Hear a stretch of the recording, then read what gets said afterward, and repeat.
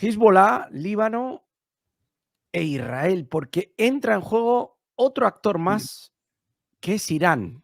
Y vamos a leer este artículo porque hay reflexiones muy importantes y muy interesantes. Irán vuelve a amenazar a Israel con una rápida respuesta al asesinato del jefe de Hamas, Ismail Haniyeh. Este era teóricamente el líder absoluto, Alberto, cuando el tema del 7 de octubre, etcétera. Teherán responderá pronto a Israel por el asesinato en la capital de la República Islámica del jefe de la oficina política del movimiento palestino Hamas, Ismail Haniyeh. Así lo declaró en la oficina del líder espiritual de Irán, Ali Yamenei. Destacaron que este crimen no quedará sin respuesta. La reacción al asesinato de Haniyeh no tardará en llegar, dijo el jefe del gabinete de la oficina del líder iraní. Los expertos, por su parte, sugieren que un ataque de represalia, si aún se lleva a cabo, no se producirá antes del día en el que el presidente iraní, Masoud Pezeshkian, regrese a Estados Unidos, donde participa en el trabajo de la Asamblea General de la ONU. El líder político de la República Islámica ya ha subrayado que el asesinato de Haniyeh es condenado de acuerdo con todas las leyes del derecho internacional actual y definitivamente no quedará sin respuesta. Sin embargo, estas son solo palabras. De hecho, Pezeshkian está tratando persistentemente de persuadir a Estados Unidos y sus aliados para que negocien con el fin de calmar ligeramente la situación en la región. Por el bien de esto, el presidente iraní parece estar dispuesto a sacrificar las relaciones con Moscú y dice, en cualquier caso ya ha declarado que no apoya la operación militar especial de la Federación Rusa en Ucrania. Esto lo comentaba, lo leíamos en el día de ayer. Y ha subrayado que desde que llegó al poder, Teherán no ha suministrado misiles balísticos a Moscú. Sin embargo, no descartó que bajo el anterior mandatario se puedan llevar a cabo, o se pudieran haber llevado a cabo este tipo de entregas. Aparentemente, es sobre la base de los resultados de la visita de Pezeshkian a los Estados Unidos que se tomará la decisión final de asestar un golpe de represalia contra Israel. Mientras tanto, en el contexto de la escalada del conflicto libanés-israelí, el IRGC está desplegando misiles de sus tropas en la frontera con Siria. Bueno, Bueno, Alberto, la cosa está caliente. Ya han hecho pruebas los hutíes con misiles hipersónicos iraníes, por lo menos tenemos noticia de uno, y ahora ya que funcionan, vamos a ver qué hacemos con ello. La noticia que nos ha leído Miguel esconde una trampa. ¿Por qué? Porque lo que dice Irán es que no ha realizado transferencia de misiles balísticos desde que el nuevo presidente está en el poder. Ya, pues es que el grueso del armamento que Irán trasladaba a Rusia no eran misiles balísticos, sino un tipo de drones tremendamente eficaces que estaba utilizando y sigue utilizando Rusia en Ucrania. Pero fijaos, hace unos días os traíamos la noticia de que Putin anunciaba que en un futuro próximo se firmaría un tipo de alianza estratégica entre Irán y Rusia, muy probablemente algún tipo de acuerdo de defensa mutua. Y la noticia, como todos consideramos, después de que en su día lo amenazara Irán y no hiciera absolutamente nada, puede dejarnos fríos. Pero fijaos lo que nos trae otro medio, Avia Pro, al respecto de los representantes iraníes. Miguel, no sé si puedes pinchar la noticia que te he pasado. Ahí está. La operación de represalia, según los representantes iraníes, será de varias etapas, de gran escala y prolongada. Su objetivo es derrotar objetivos clave del servicio de inteligencia israelí Mossad, así como otros objetivos vitales y estratégicos en Israel. Si esto es cierto, no estamos hablando de ninguna tontería. Dice, o continuarían diciendo estos representantes iraníes, se planea alterar el funcionamiento del sistema de seguridad global del Estado sionista, lo que creará graves problemas para Israel. El público en general y los medios de comunicación se enterarán del inicio de la operación solo cuando los primeros misiles aparezcan en el cielo, señala Teherán. Los analistas de los medios árabes creen que Irán podría llevar a cabo la operación con la ayuda de sus aliados como Hezbollah en el Líbano, los hutíes en Yemen y las milicias chiitas en Irak. Esto creará una amenaza en múltiples frentes para Israel y aumentará la presión sobre sus estructuras militares y de inteligencia. En fin, quiere decir esto que tras la actitud de Israel al respecto de los ataques que luego nos trae Miguel en Beirut, Irán ha decidido entrar en juego. va a utilizar el pretexto, la excusa o la justificación de ese ataque, obviamente, que es una auténtica barbaridad diplomática por parte de Israel, pero que ya se produjo hace más de mes y pico. Con lo cual, estamos hablando de que se produjo en julio, a finales de julio. Estamos llegando a finales de septiembre, 2 meses. Con lo cual, ojo, porque en realidad lo que parece querer estar diciendo, si la información es correcta y los medios que hasta ahora utilizamos cuando dicen algo se suele producir, o por lo menos que eso lo hayan dicho los representantes, es literalmente que Irán quiere abrirle un frente lo suficientemente grande a Israel como para que no pueda seguir actuando contra el Líbano de una manera tan impune como lo sigue haciendo. Así es que veremos, queridos magos, porque la cosa se complica. Y sí, ahora seguro que vais a la tele y aparece el fútbol y ha metido un gol Messi o Cristiano Ronaldo, que yo no sé si se han jubilado ya, pero si siguen jugando, seguro que siguen marcando goles. Pero en tema geopolítico, esto es lo que hay. La Asamblea General de la ONU en riesgo de ser eclipsada por la guerra en Oriente Medio. Dice este artículo que se trata de una crisis que estoy seguro que el equipo de Biden está haciendo todo lo posible por evitar, pero no parece que las probabilidades estén a su favor. Estos son afirmaciones de Bruce Riedel, investigador de la institución Brookings. Según el Ministerio de Salud de Líbano, al menos 492 personas, incluidos 35 niños y 58 mujeres, resultaron muertas y 1.645 heridas en los últimos bombardeos lanzados por el Estado hebreo. Por su parte, Hezbollah no tardó en responder a Tel Aviv lanzando oleadas de misiles contra el territorio israelí. En este contexto, una fuente del sector de seguridad de Israel señaló que no es demasiado pronto para llamar ya a estos acontecimientos la tercera guerra del Líbano. En fin, la Asamblea General de la ONU que no da abasto con los conflictos, Alberto. Así es. Es un poco de algún modo esperanzador que se hable de que no se puede llamar la tercera guerra del Líbano. No, se puede llamar la segunda masacre de Oriente Medio en los últimos 2 años, por poner un ejemplo. Casi 500 personas,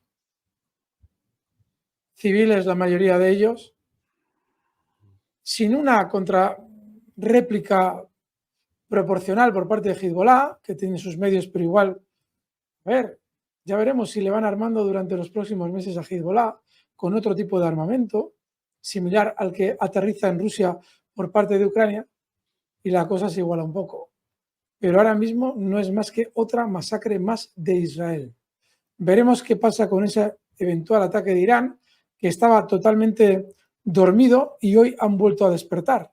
Veremos si efectivamente se produce y de algún modo se reparten las tortas. En fin, veremos. Miguel, seguimos.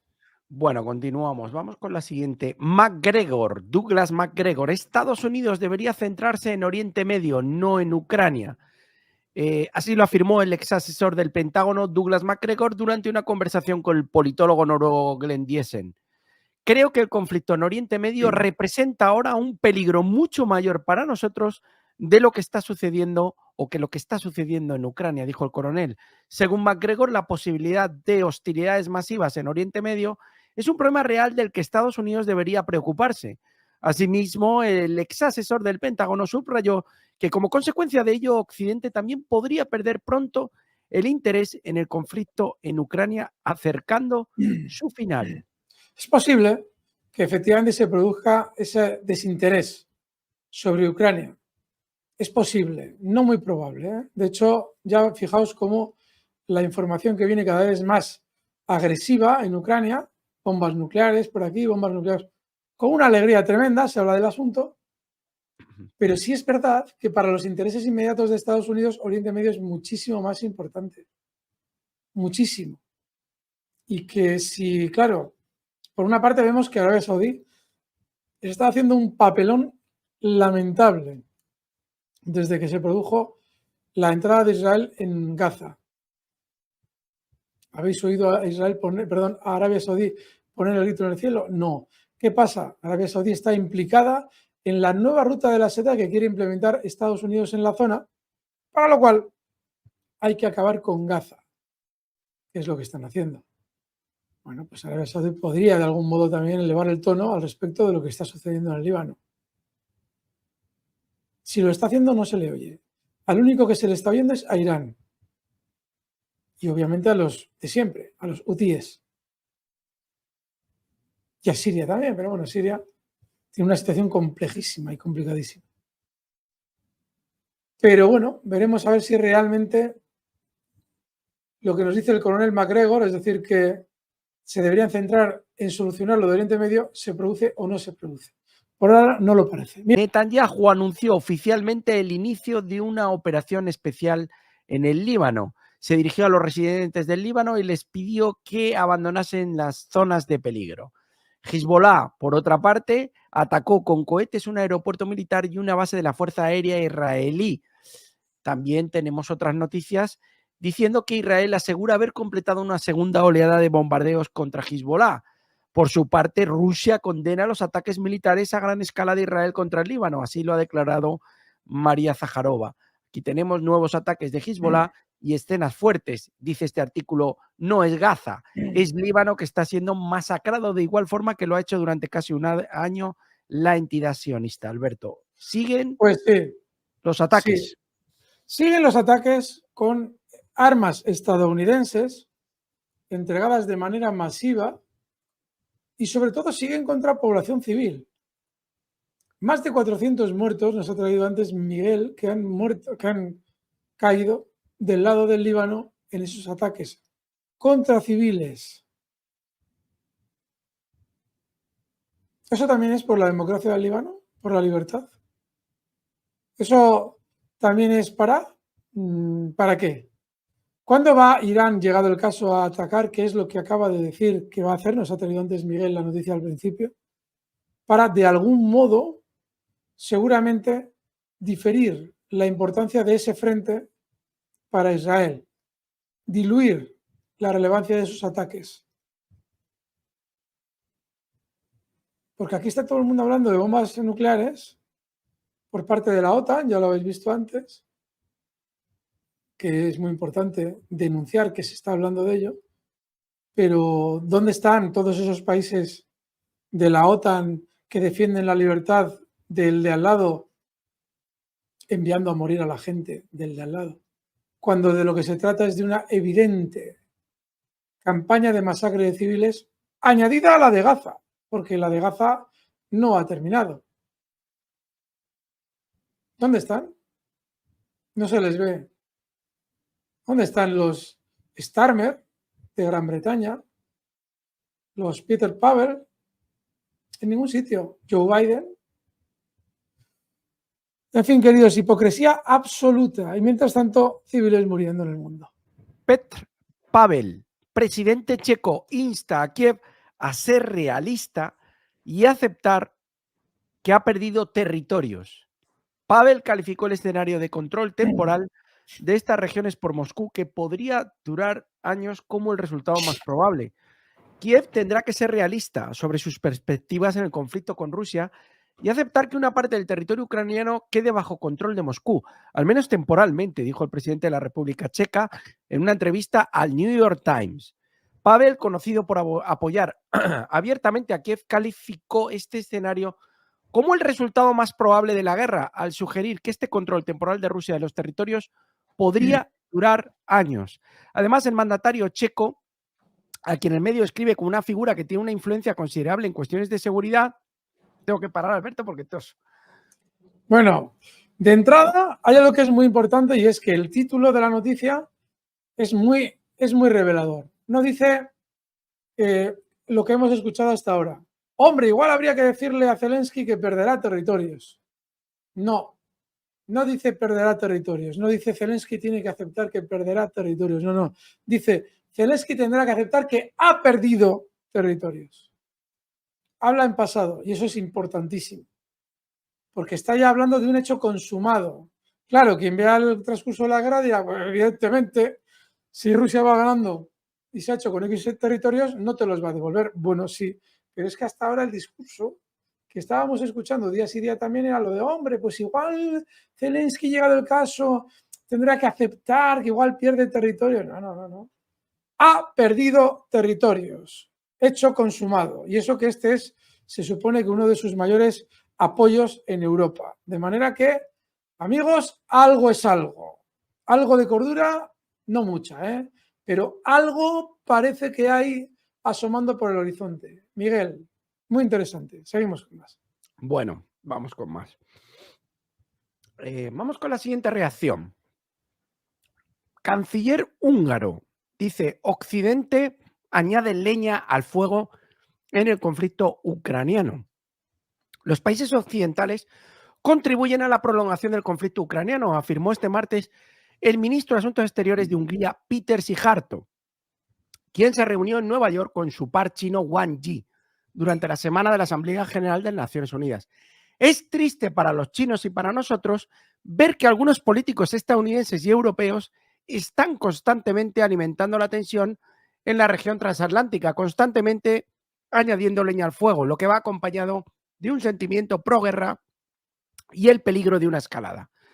Valoramos especialmente los esfuerzos de China por crear la paz, que ahora prácticamente lidera la mayoría global a favor de la paz. La jornada anterior, el canciller húngaro denunció en su discurso durante la cumbre del futuro en la sede de la ONU que lo más triste es que la corriente liberal internacional convirtió la palabra paz en una palabrota, al menos en Europa, y quienes abogan por la paz son inmediatamente estigmatizados, atacados y criticados. También, en este sentido, Lavrov, tras reunirse con Lavrov, Szijjártó afirmó que la mayoría global quiere la paz y no entiende en absoluto por qué Europa no tiene una estrategia de paz, no entiende por qué Europa copia la estrategia estadounidense. Ojo, porque Alberto habla de los esfuerzos de China por crear la paz. Absolutamente. Absolutamente. Y fijaos que vamos a hacer un repaso breve de todo lo que se está diciendo en esas reuniones previas de la Asamblea General de las Naciones Unidas. Es que la gracia del asunto es que llega un momento en el que fijaos hasta qué punto son abyectos, y obviamente estamos hablando de las estrategias de Estados Unidos y de Zelensky, que ellos mismos se adueñan del término paz, utilizando Zelensky indistintamente el plan de paz, su plan de paz y ahora su plan de victoria. No, es un plan de guerra ridículo. Sostener la guerra, a ver cómo podemos hacer para durar lo máximo posible. Y encima, mientras intentamos durar lo máximo posible, nos permitimos las aventurillas a las que nos induce nuestros promotores. Es decir, vámonos a Kursk sacando a chicos de Donbass. John Henry Osorio Orozco dice: Iturralde, ¿recuerdas que desde Estados Unidos se practica el doble discurso como una estratagema del lenguaje para hacer lo contrario a la verdadera intención? Esa es exactamente la estrategia anglosajona. Aquella expresión de la guerra es la paz. Bueno, recordad el ínclito Javier Solana, de infausto recuerdo para los españoles, vergüenza absoluta, secretario general de la OTAN, habiendo masacrado a miles de yugoslavos en Belgrado durante no sé cuánto tiempo, semanas estuvieron ahí bombardeando, a civiles, siendo cuestionado por la situación, eran bombas para la paz. Es decir, había tomado el ridículo discurso anglosajón del cómo persiguen sus intereses. Y es que paz le llaman a pegarte un tiro, te democratizan de esa manera. Sí, totalmente, John Henry Osorio Orozco. Es exactamente así. Miguel, seguimos. Bueno, vamos a continuar con el bloque estadounidense. Trump calificó a Zelensky como el mejor vendedor ambulante de la historia. Trump dice: el retrato de Zelensky sobre el bestseller de la historia. Es el mejor comerciante de la historia. Cada vez que viene a nuestro país se va con 60.000 millones de dólares, dice Trump. Bueno, Trump debería callarse porque esos 60.000 millones de dólares con los que se fue en la última ocasión, él dio la consigna a los republicanos para que lo aprobaran. Marjorie Taylor Greene alzó la voz antes de sabérselo de Donald Trump y todos dábamos por hecho que no se aprobarían. Bueno, pues los dos, Mike Johnson, portavoz republicano en ese congreso, y Donald Trump dieron su aprobación.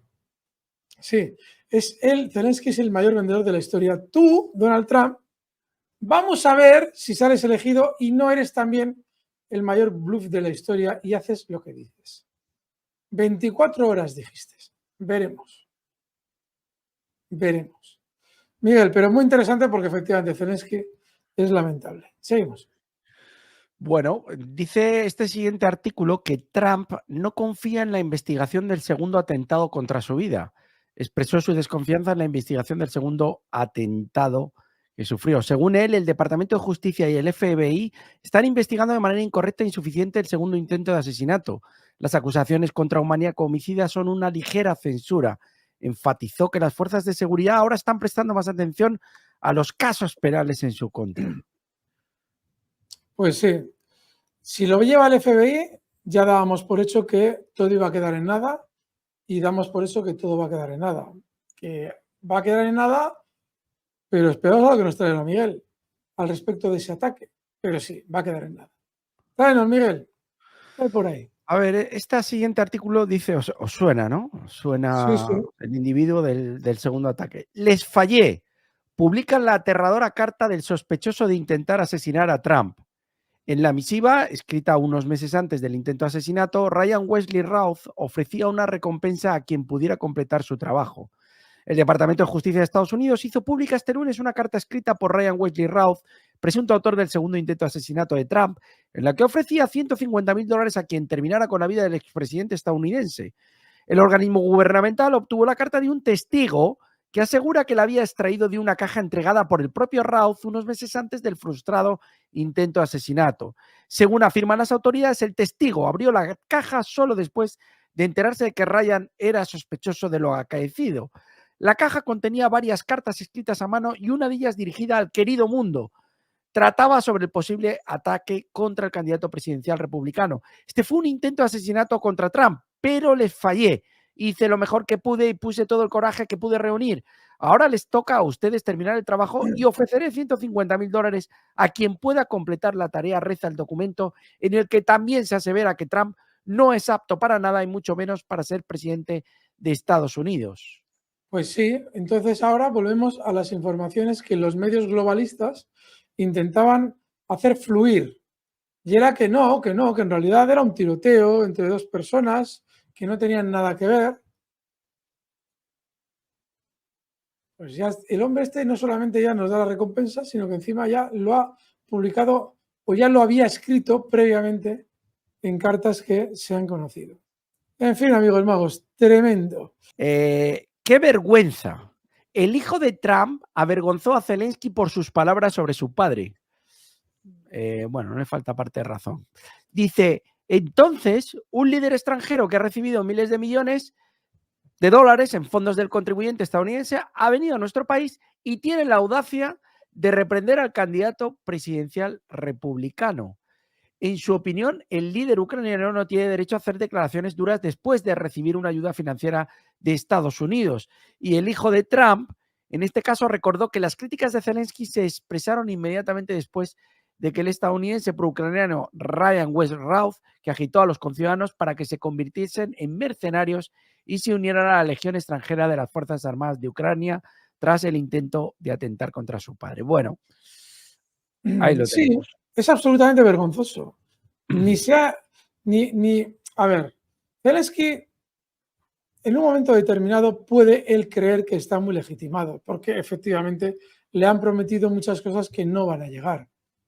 Tú no te puedes meter contra un candidato presidencial de un país al que se supone que son tus promotores. Vergüenza absoluta. Pero fijaos que claramente evidencia el hijo de Donald Trump que todo esto es un conflicto inducido. Pero sí, tiene toda la razón. Nos dice Gloria Rodríguez Flores que Zelensky convocó a todos los países de Hispanoamérica para pedir ayuda y que condenaran a la Federación Rusa, pero tuvo que cancelar la convocatoria porque casi ningún país confirmó su asistencia. Totalmente cierto, Gloria Rodríguez Flores, y muchísimas gracias por recordarlo.